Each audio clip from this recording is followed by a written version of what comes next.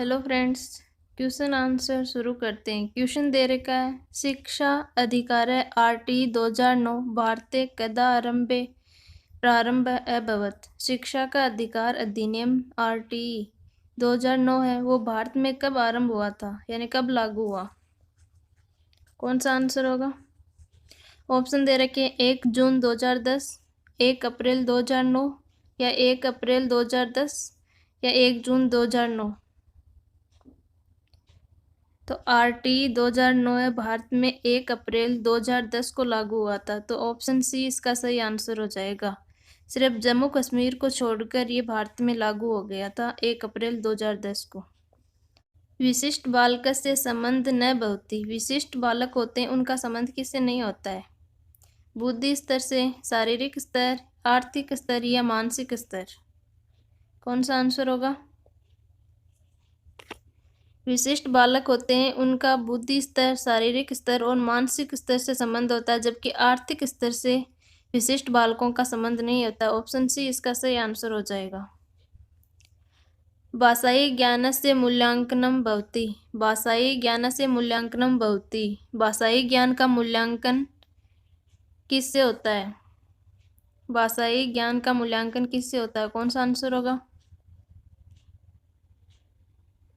Option दे रखे केवल लिखित परीक्षा से, केवल मौखिक परीक्षा से, लिखित और मौखिक दोनों से, या इनमें से कोई नहीं। तो भाषाई ज्ञान का मूल्यांकन है वो लिखित और मौखिक दोनों परीक्षाओं से होता है। तो ऑप्शन सी इसका सही आंसर हो जाएगा। पाठन समय शिक्षकेन बोध प्रश्ने मूल्यांकनम क्रियते तदम की नाम मूल्यांकनम। पाठ पढ़ाते समय बीच बीच में जो बोध प्रश्न किए जाते हैं मूल्यांकन से संबंधित, उन्हें किस नाम से जाना जाता है। क्या आंसर होगा। बोध मूल्यांकनम, पाठांतर्गत मूल्यांकनम, पाठोपरांत मूल्यांकन या वस्तुनिष्ठ मूल्यांकन। पाठ के बीच में शिक्षक के द्वारा जो बोध प्रश्न किए जाते हैं उन्हें पाठांतर्गत मूल्यांकन कहा जाता है। ऑप्शन बी इसका सही आंसर होगा। शिक्षाया प्रमुखम उद्देश्यम किम भवेत्। शिक्षा का प्रमुख उद्देश्य इनमें से कौन सा होगा। ऑप्शन दे रखे धनोपार्जनम, धन उपार्जित करना, स्वार्थ साधनम, स्वार्थ सिद्ध करना, सर्वांगीण विकास है, सर्वांगीण विकास होना, सर्वत्र भ्रमण या सर्वत्र सभी जगह भ्रमण करना। शिक्षा का प्रमुख उद्देश्य इनमें से कौन सा होगा। तो शिक्षा का प्रमुख उद्देश्य वो बालक का सर्वांगीण विकास करना होता है। तो ऑप्शन सी इसका सही आंसर हो जाएगा। भाषा अधिगमे व्यक्तिगत कार्यात् पूर्वं भवति। भाषा अधिगमे व्यक्तिगत कार्यां पूर्वं भवति। भाषा अधिगम में व्यक्तिगत कार्य से पहले क्या किया जाता है। भाषा अधिगम में जो व्यक्तिगत कार्य होता है उससे पूर्व क्या करना चाहिए। व्यक्तिगत भाषण, सामूहिक कार्य या उभय सहयोग दोनों, या इनमें से कोई नहीं। भाषा अधिगम में व्यक्तिगत कार्य करने से पहले सामूहिक कार्य किया जाता है, यानी सामूहिक कार्य किया जाता है जिससे छात्रों में आत्मविश्वास के साथ विषय का ज्ञान स्पष्ट हो जाता है। तो ऑप्शन बी इसका सही आंसर हो जाएगा, सामूहिक कार्य। प्राथमिक स्तरे बालकानां भाषण शिक्षाया संदर्भे का उक्ति असमीचीनाम्। प्राथमिक स्तर पर बालकों के भाषा शिक्षा के संदर्भ में कौन सा कथन वो गलत है। इनमें से प्राथमिक स्तर पर बालकों की भाषा शिक्षा के संदर्भ में इनमें से कौन सा कथन गलत है। आपको 4 ऑप्शन दे रखे हैं, इनमें से कौन सा होगा।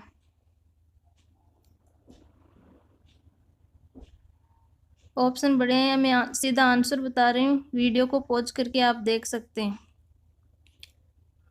तो ऑप्शन ए इसका सही आंसर माना जाएगा। व्यस्तता सुधारस्य करते कर्ता टिप्पणी द्वारा एवं निरर्थक अभ्यासेन बालकेषु अरुचि उत्पन्ना भवितुं शक्यते।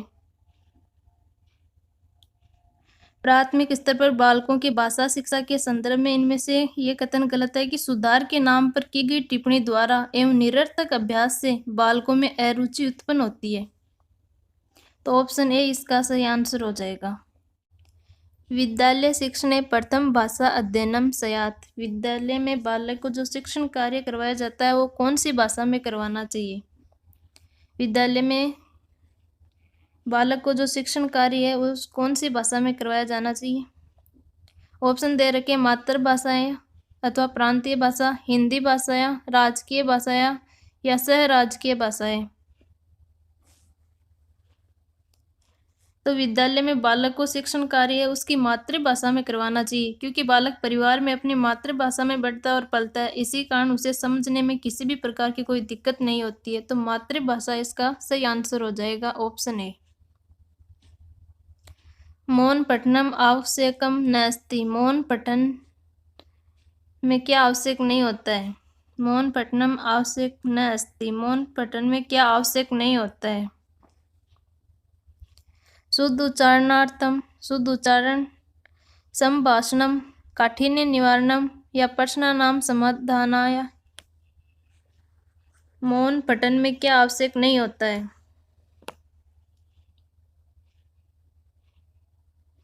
तो ऑप्शन बी इसका सही आंसर होगा। मौन पठन और संभाषण के द्वारा नहीं हो सकता, क्योंकि संभाषण में तो बोलकर ही अपने विचारों को अभिव्यक्त किया जाता है, जबकि मौन वाचन में तो बिना ध्वनि किए मन ही मन में पढ़ा जाता है।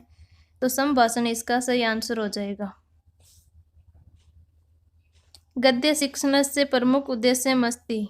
गद्य शिक्षण का प्रमुख उद्देश्य इनमें से कौन सा है? भाषा ज्ञानम, सौंदर्य अनुभूति, ग्रहणाभिव्यक्ति या द्विभाषा ज्ञानम।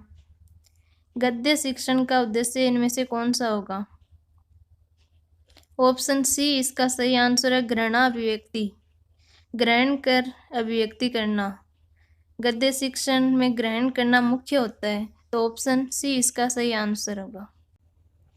प्राथमिक स्तरे बालकानां पठन क्षमताया सर्वाधिक न्यूनम महत्वपूर्ण वर्तते। प्राथमिक स्तर पर बालकों की पढ़ने की क्षमता में सर्वाधिक कम महत्वपूर्ण कौन सा होगा? ऑप्शन दे रखे हैं चित्रम दृष्ट्वा कथा कविता लेखनम। चित्र दिखाकर कथा, कहानी या कविता लिखवाना। पाठस्य अन्ते दत्ता अभ्यास करवाना। कस्याचित घटनाया वर्णनम, किसी घटना का वर्णन करवाना। माता में होम पत्र लेखनम। कौन सा आंसर होगा?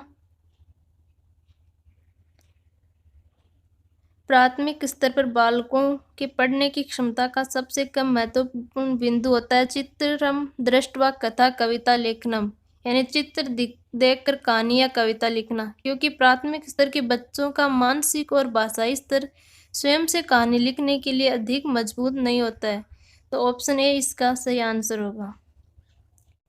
बहुभाषिकता अस्माकम, इनमें से दो शब्द चूज करके बनने हैं। बहुभाषिता अस्माकम, अपि अस्ति अस्माकम, सभ्यता तथा च अभिन्न अंगम अपि। कौन सा आएगा इनमें?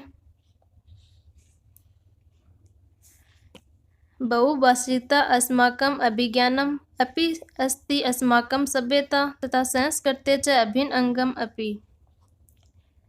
बहुभाषिता है वो हमारी पहचान भी है और हमारी सभ्यता और संस्कृति का विभिन्न अंग भी है, तो ऑप्शन बी इसका सही आंसर हो जाएगा। विचार संप्रेषण से प्रभावी माध्यम क्या अस्ति। विचार संप्रेषण का प्रभावी माध्यम क्या होता है?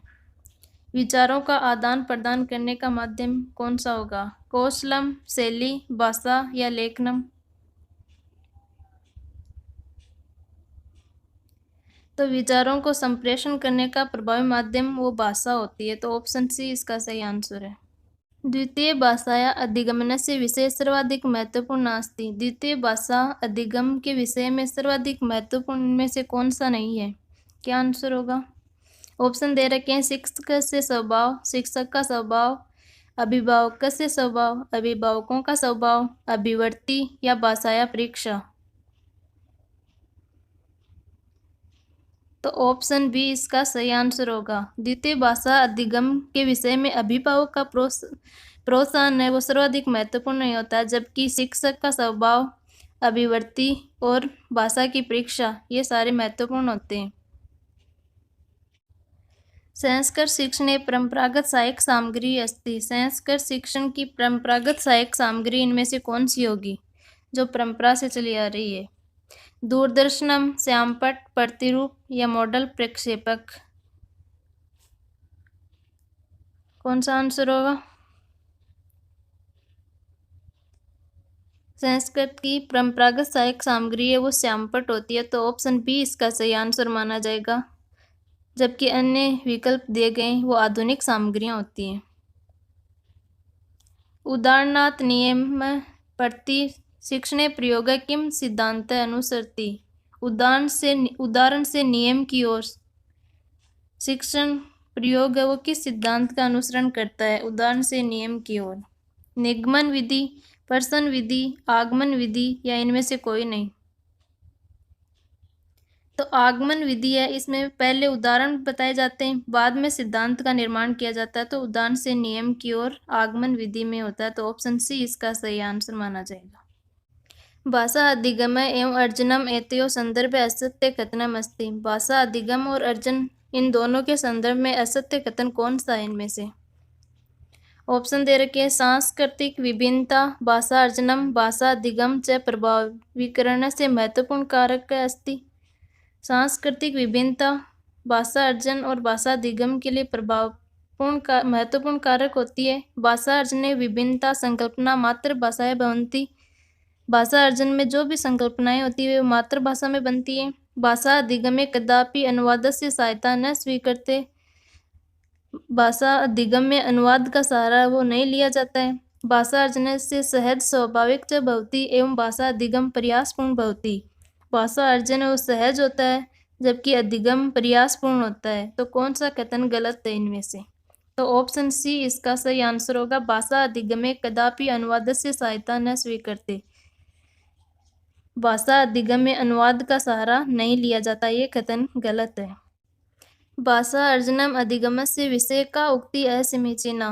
भाषा अर्जन और अधिगम के विषय में कौन सा कथन वो गलत है। रोजगार प्राप्त करनार्थ भाषा अधिगमेत। भाषा रोजगार करने के लिए सीखी जाती है।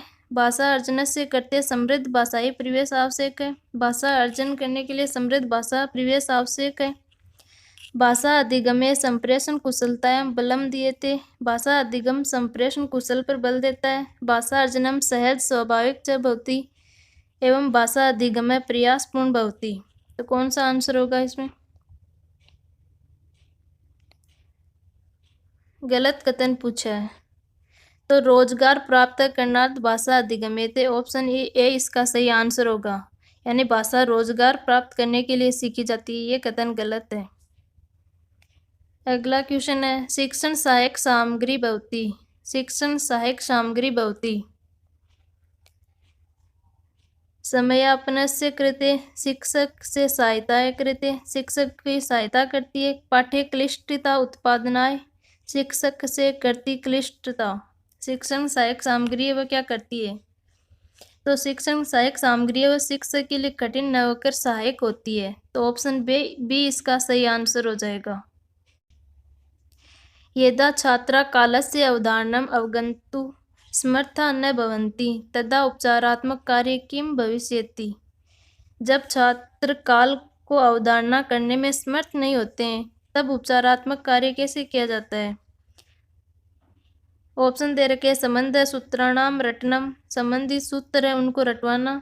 संबंध लकाराणाम अभ्यास है उनका अभ्यास करवाना। संदर्भानुगुण भाषाभ्यास, संबंधित गुण उनका भाषाभ्यास करवाना। लकारानुगुण रूपाणाम पुनः पुनः स्मरणम, यानी कार्य लकार संबंधी रूपों का बार बार स्मरण करवाना। कौन सा आंसर होगा।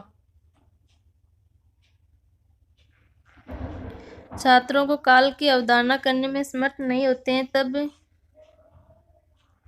संबंधित रूपों का बार बार स्मरण करवाया जाना चाहिए। तो डी इसका सही आंसर हो जाएगा। लकारानुगुण रूपाणाम पुनः पुनः स्मरणम, तो डी इसका सही आंसर हो जाएगा। आज के लिए इतना ही। अगर वीडियो अच्छा लगे तो इसे शेयर कर देना अपने दोस्तों के साथ।